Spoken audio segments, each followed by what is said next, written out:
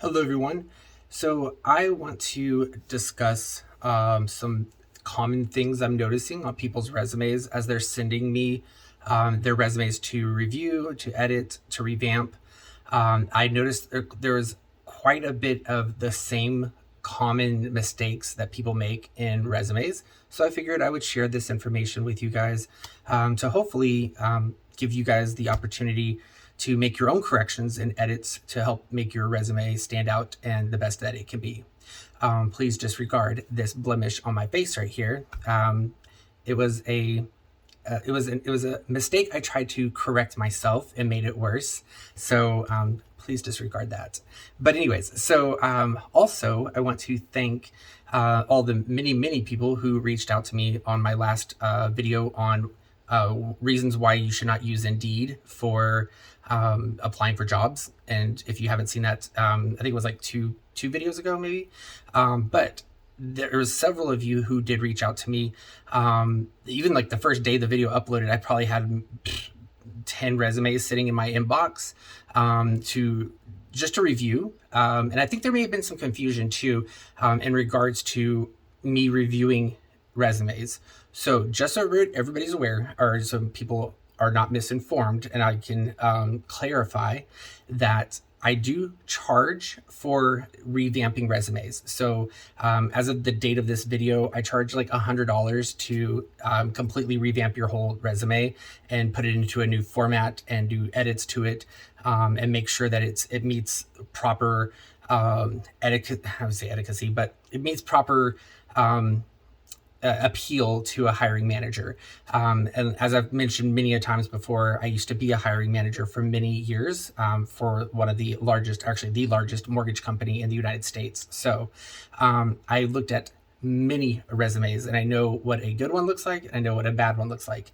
And I can contest to my own work, but I can tell you, and I'll post here from some of my current customers who I just had since my last video. So over the last maybe week and a half to 2 weeks when I made that video, I had a few customers reach out to me or people that watched my video and wanted me to redo their resumes, and they were pleasantly satisfied or happy with my work. And even the ones who I did not charge, for example, the ones who emailed me to ask me to just look at their resumes, I don't mind looking at a resume. Like if I can give you maybe a pointer or two, I emailed every person back who sent me their resume. And I did just type up a quick email saying, hey, these are a couple of things I would look out for. These are some of the things I would maybe change. I don't mind doing that. That's very simple stuff for me. But when it comes to an edit, and I'm actually with pen and I actually print it out and I'm actually marking it up and putting arrows and crossing things out, that I do charge for. That is considered just an edit, and those I charge about $30 for, and I usually can have those back out to you within 2 hours or so, 2 to 3 hours. But then if it's a revamping of your resume where it needs a complete overhaul, then I do charge the $100, and I usually can have that back out to you within 48 hours maybe. And like I said, there's plenty of people who can contest my work, and they may even, hopefully, maybe they'll even write something in the comment section below if I have done yours, and you can, share your experience, what it was like working with me. But I'm also going to, if you do want to reach out to me and post like a question or something, I'll post my Microsoft Teams community. I just made it just the other, maybe a couple weeks ago. It's brand new, it's fresh, but it's just an easy way. If you have questions or you just want to show me something, you can send it to me, ask your questions in there. It's kind of just almost like a Skype community. You can just reach out to me in there if you don't want to send me an email. But I recommend do not post your resumes in there because it's public. Anybody can see. You can email me your resumes. I'll post my the email addresses are in my community, as well as I'll put it in the description down below. You can email me your resumes. I'll be more than happy to take a look. That being said, so here are some tips and advice I'm going to give you guys on your resumes. The common things I'm seeing in your resumes that you're sending me.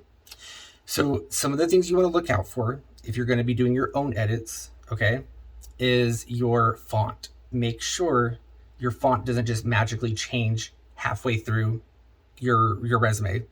Keep the same font the whole way through.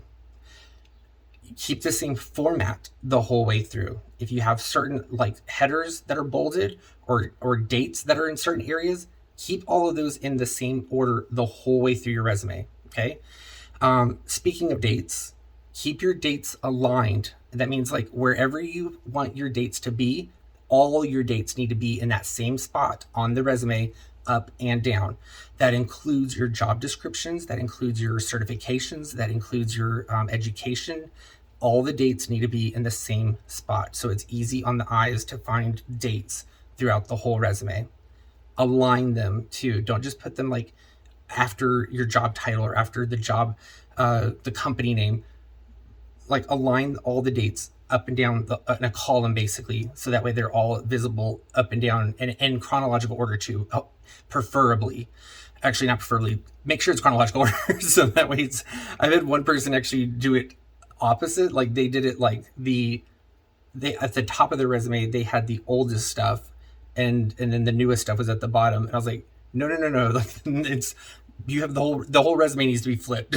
So it's backwards. So the other thing is your spacing. Check your spacing in between. Like if you have a bullet point, how many spaces is it between the bullet point and when your sentence starts? How many spaces do you have between your dash, between your dates on the dates that you worked at a company? Check your spacing all the way through your resume. It seems like it's minimal, or like it's minute, but people that are like with a trained eye, like it just stands out. You'll notice if you know what to look for. That's all you're going to see on that resume. Like that, when I look at a resume, even though it could be a perfect, great resume, if I see little things like that, that's all I can stare at on the resume. I'm not even really paying attention to all the other stuff on the resume, which sucks because you could be a great candidate and my eyes keep like looking. That's why I enjoy doing this, is because I enjoy like circling and finding these things to help keep the attention on you, keep the attention on your jobs, your descriptions, because it should not be where somebody's focused on the poor grammar, the poor spacing, the fonts, all of that stuff. Some of the things that I noticed that you guys are adding to your resumes that don't need to be on your resumes, your references. Don't put references on resumes. If they want a reference, they'll ask for your reference. All that's doing is just taking up space. Take out your references. Any job references, personal references, take that out. Nobody needs that. In the actual, like when you're applying or you're at the interview, then if they ask for it, provide it.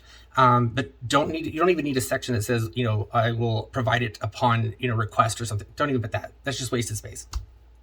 The other thing that people are putting on their resumes that do not need to be put on a resume are projects. If you have a project on your resume, like something you're actively working on, that's great that you have a project, but unless it's specifically to the job that you are applying for, there's no need for a project on there.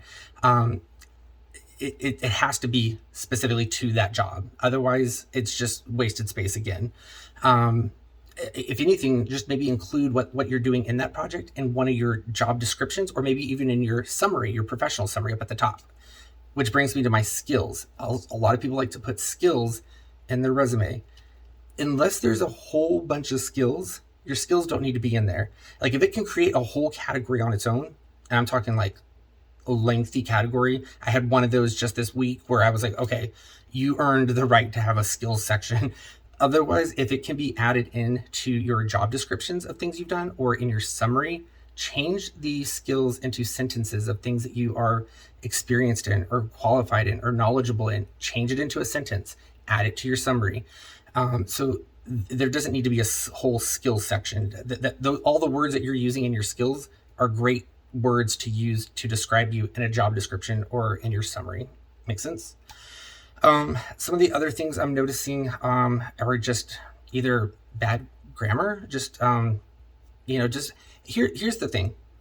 It benefits you just to have somebody else look over your resume. It can be a stranger, it could be a friend, preferably a stranger, because a stranger is going to tell you what you need to hear, what needs to be said. So I recommend have a stranger look at your resume, somebody that you trust.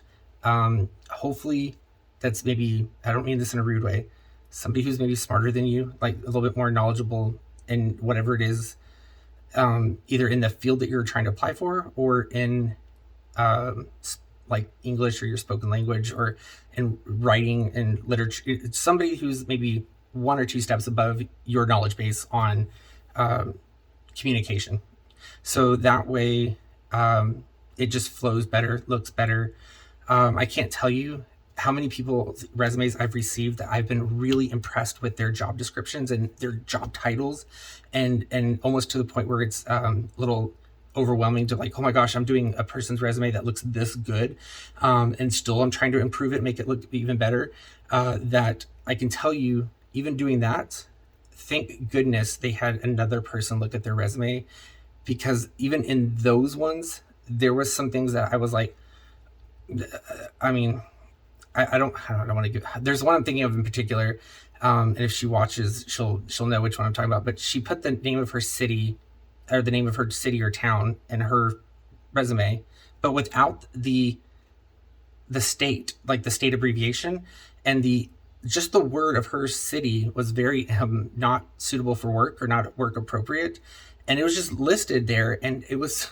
I was like, and took a few minutes to like wonder why this random word was on her top of her resume, and it was concerning. And so I even emailed her back, and I was like, you should not have this word on here without some kind of context, like the state, the state in which you live in, so we know that this is actually a city or a town, because that word does not need to be on a resume, just without any context to it. So like I said, it's important to have another person look at your resume, because whereas one person sees this as just her regular hometown or city, everybody else that has no clue what that city or state, or that city or that town is, will see this in a completely different way, and see just the word it is, as it is. So I encourage you guys, if you're out there seeking for a new work or a job, to have somebody else look at your resume. It's important. Also, just a little advice or tip for when you're applying for jobs. It's also okay to email the recruiter and try to build a professional relationship with them, because, for example, even when I just recently was applying for, I thanked her. I asked her to thank the people I interviewed with. I had like a panel interview. I asked her to thank them for me, after the interview was over. And even when I did not get the position, I even asked for feedback or coaching about the position. I said, hey, what can I do to, make it better, or what could I have done better in this interview? And so, because then if you find another position or job later on at that same company and you apply for it, you almost have like this personal relationship or contact with that person. So it's okay to email them, be respectful, thank them for their time, and even ask for follow-ups if you didn't get the job. Like, just, it shows that you're still actively engaged, and you want feedback, and that you're willing to be coached and learn from whatever feedback they give you. So that's my advice when applying for jobs. Just be personable. Let's try to make yourself stand out amongst all the people who are applying for these jobs. Okay, that's all I got for you guys. Bye.